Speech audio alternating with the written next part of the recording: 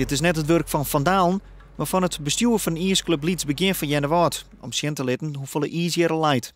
Ja, we hier een 8 centimeter. Dat hier van de morgen ik om jetten. Want toen zei je, ja, dan stekst de prikstok er scheef in. Maar nou, Sjost, we zitten op meer dan 8. En dus werd het tijd om alvast te beginnen met de eerste tarriedings voor de toertocht door de Jan Durkspolder. Dikkers deze Kluunbregen. Als alles slaagt zal het sneu weer heven. En dat is al voor het 5e jaar op Riegen.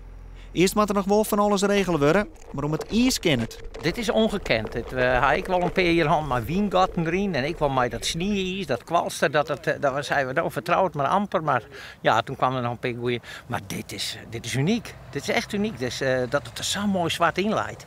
Intussen had tientallen rieders het paard naar de polder alweer voen. Nou, het valt op dat er nog maar weinig mensen zijn. Johien meer verwachten? Ja, ik had meer verwacht. Ja. Veel meer. Ja, dat komt natuurlijk wel. Ja.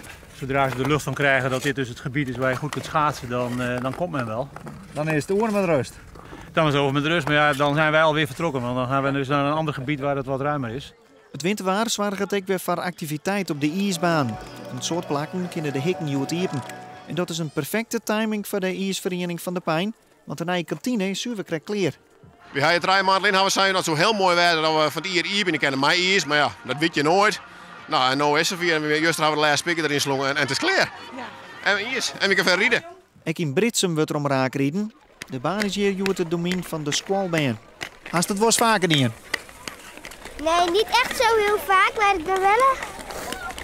Dit is een stuk of de tweede keer dat ik schaats. Oh, dan kist het al goed. Ja. Meestal is het Britsum een van de eerste hier in de omgeving. Dus dan ga je al de grutten weer voort. Dus dan ben je bang dat de baan kapot rijden wordt. Dus we zijn eerst voor de jeugd.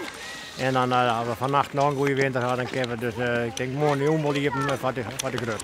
De politie waarschuwt dat het nog heel tijd levensgevaarlijk is om op natuurijsboot nu te rijden. Het ijs is nog lang niet betrouwbaar. Het advies is om op de ijsbaan te blijven.